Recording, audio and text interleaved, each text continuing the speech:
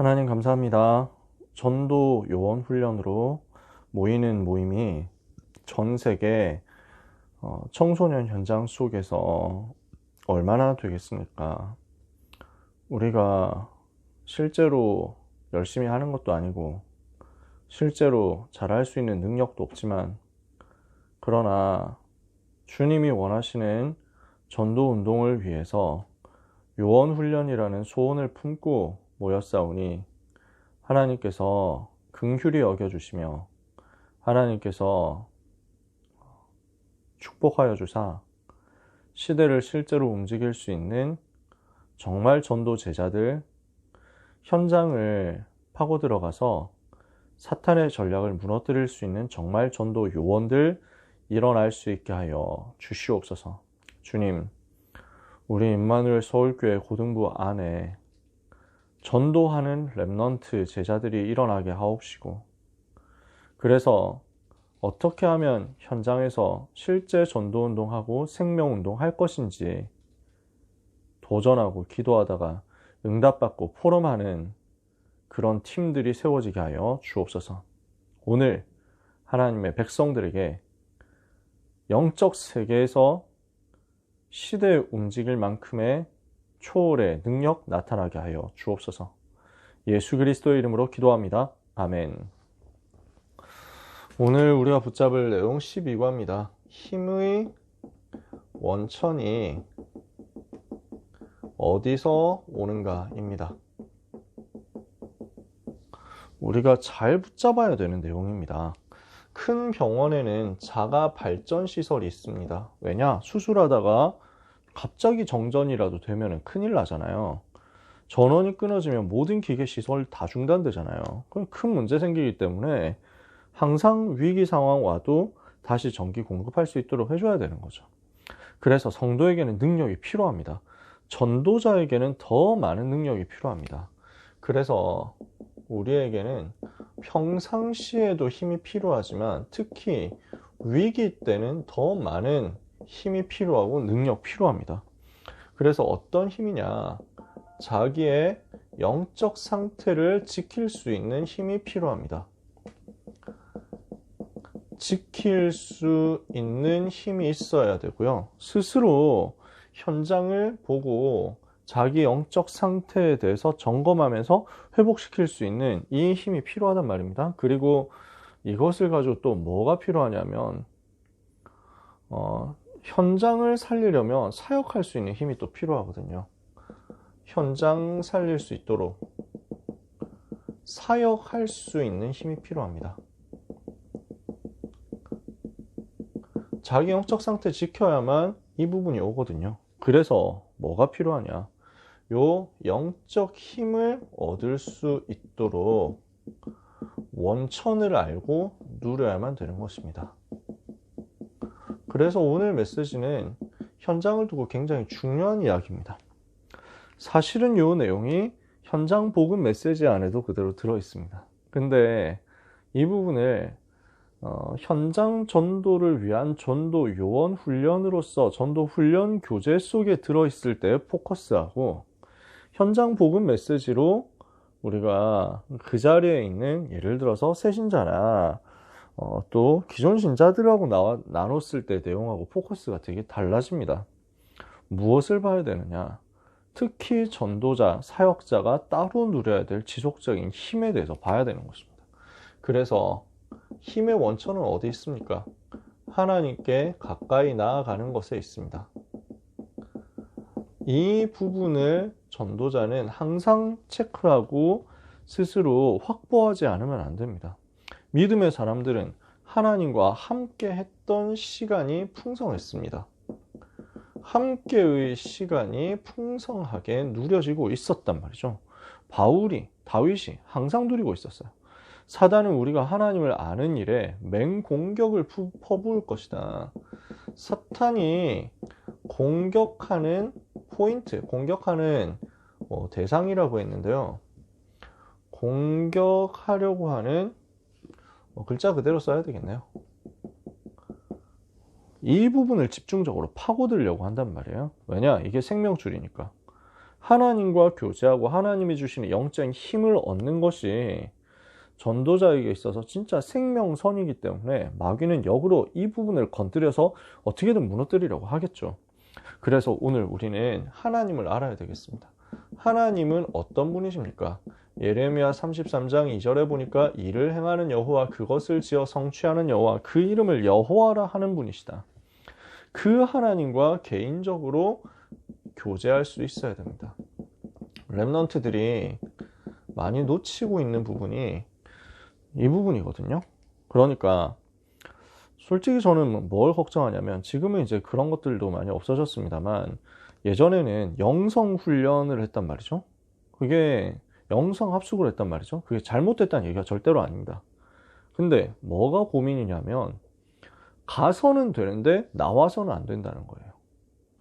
거기 가서는 되는데, 덕평에서는 되는데, 함양에서는 되는데, 근데 그게 아니라 나와서 불신 현장 속에서 이게 되어져야 되거든요. 그러니까 렘넌트들이 착각하기 쉽습니다. 같이 있을 때 수련회 속에서, 대회 속에서, 합숙훈련 속에서는 됐는데, 예배 드릴 때 되고 찬양할 때 됐는데 나와서는 안 된다. 그러면 자기 것 안 됐다는 거거든요.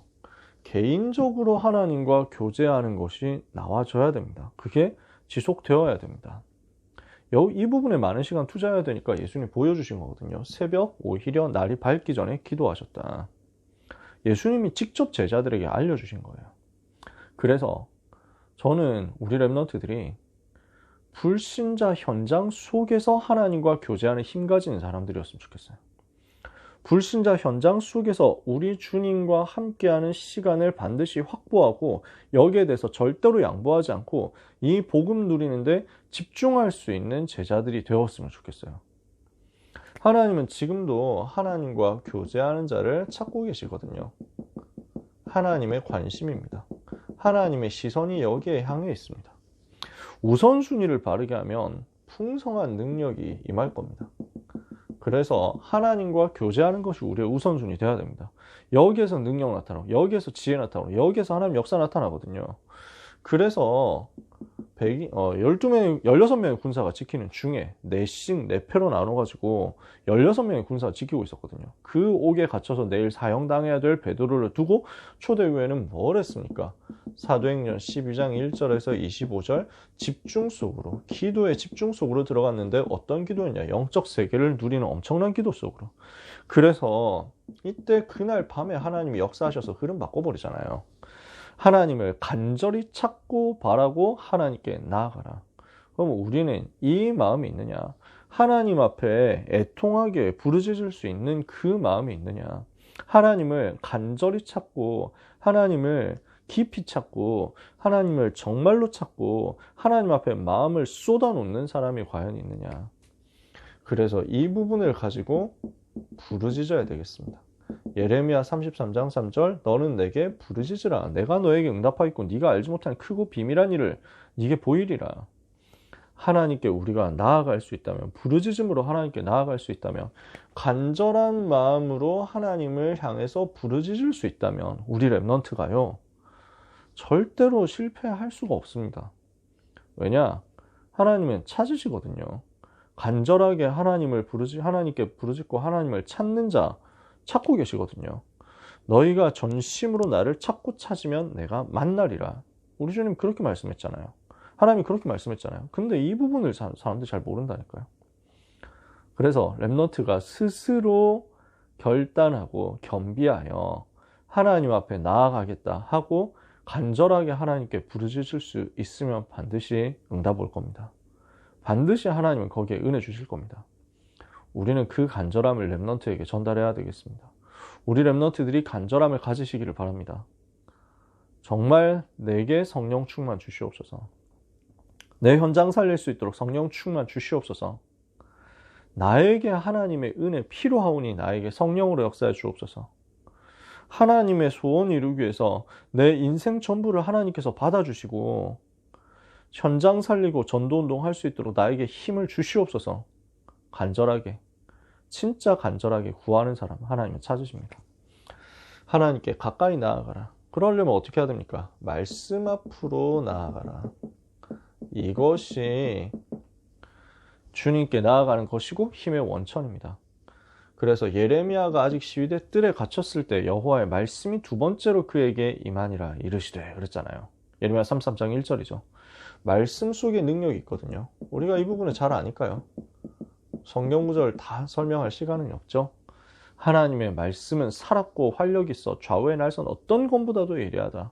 혼과 영과 관절과 골수를 찔러 쪼개는 것이다. 히브리 4장 12절이죠. 마태복음 5장 18절에 이 말씀은 하나도 없어지지 않고 반드시 성취된다. 그래서 쫓기는 상태를 가지고 그러니까 뭐 대충 하고 넘기는 성경 공부 가지고는 그 수준 가지고는 변화가 일어날 수가 없죠. 우리는 무엇을 하려고 합니까? 이 말씀이 내 인생을 변화시킬 수 있다. 이것을 믿고 말씀에 집중해서 들어가는 거죠. 그래서 묵상하는 일에 시간을 투자하고 집중해서 기도하면 어떤 일이 벌어지겠냐. 하나님께서 우리 여호수아에게 말씀 주시잖아요. 너는 너에게 명령한 이 율법의 말씀을 붙잡고 이 말씀에서 떠나지 말고 이 말씀을 주야로 묵상하고 좌로도 우로도 치우치지 마라. 그리하면 너의 길이 평탄하게 될 것이다. 네가 형통하리라. 내가 너에게 명한 것이 아니냐. 너는 마음을 굳세게 하고 강하게 하고 담대히 해라. 네가 어디로 가든지 너의 하나님 여호와가 너와 항상 함께 하느니라. 말씀의 흐름 따라가는데 그 형통의 비밀이 나오는 거죠. 그래서 우리 랩런트들이 말씀을 사랑하고 말씀을 즐거워할 수 있게 되기를 바랍니다. 정말 이렇게 되었으면 좋겠습니다. 기도를 간절히, 하나님 앞에 나아가는 것을 간절히, 부르짖는 것을 간절히, 그리고 하나님의 말씀은 사랑.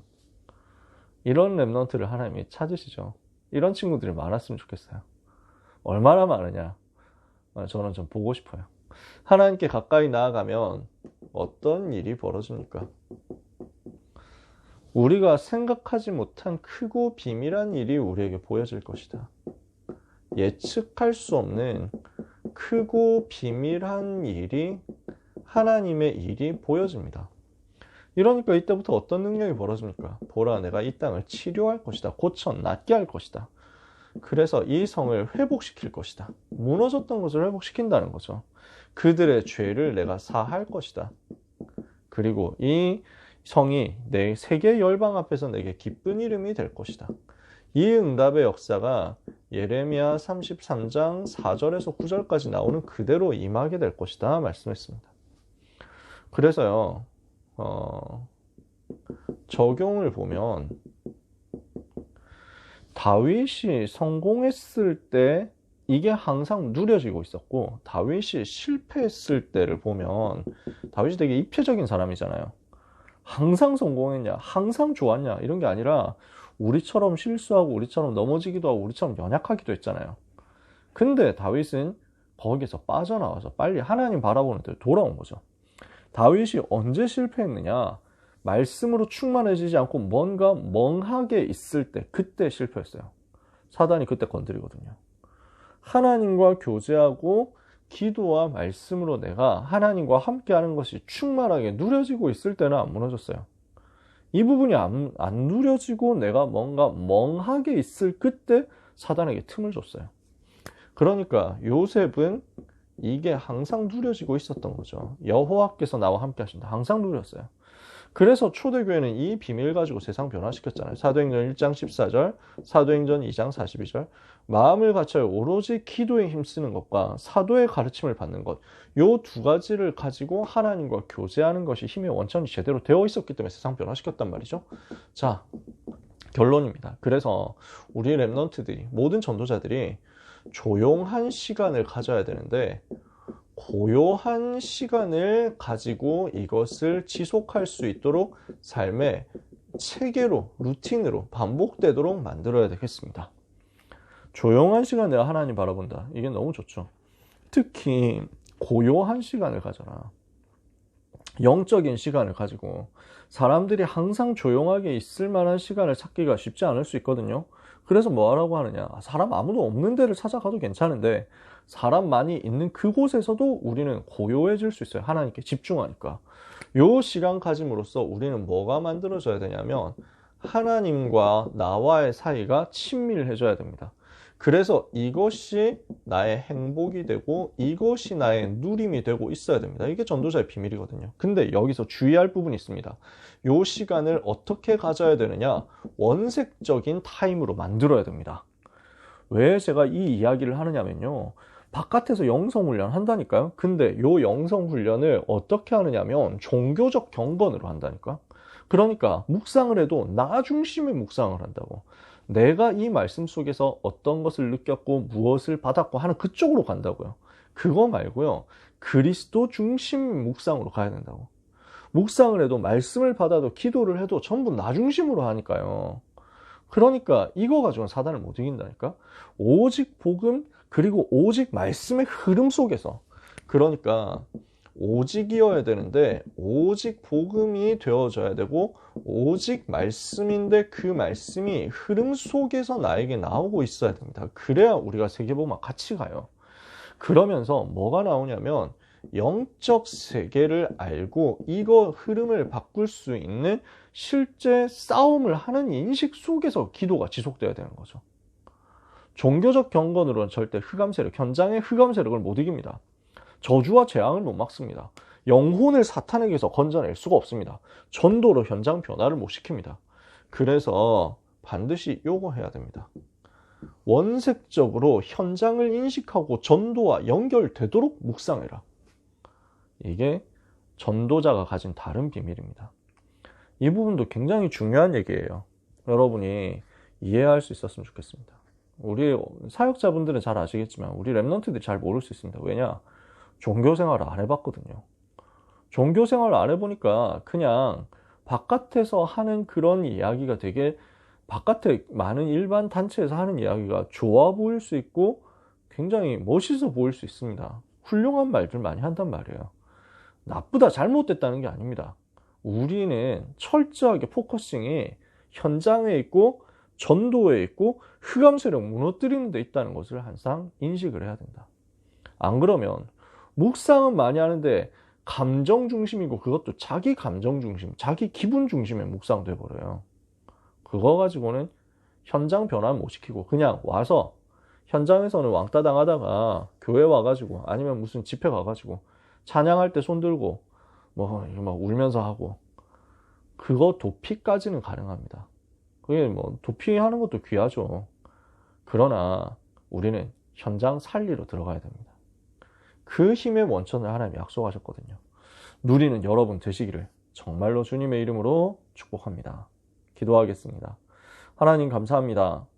시대 살릴 수 있도록 우리에게 영적인 힘을 약속하신 것을 감사드립니다. 현장 변화시킬 수 있도록 원색적인 말씀 붙잡고 복음의 비밀 붙잡고 영적 세계의 흐름을 바꾸며 흑암을 무너뜨리며 재앙을 막도록 하나님과 교제하게 하여 주옵소서.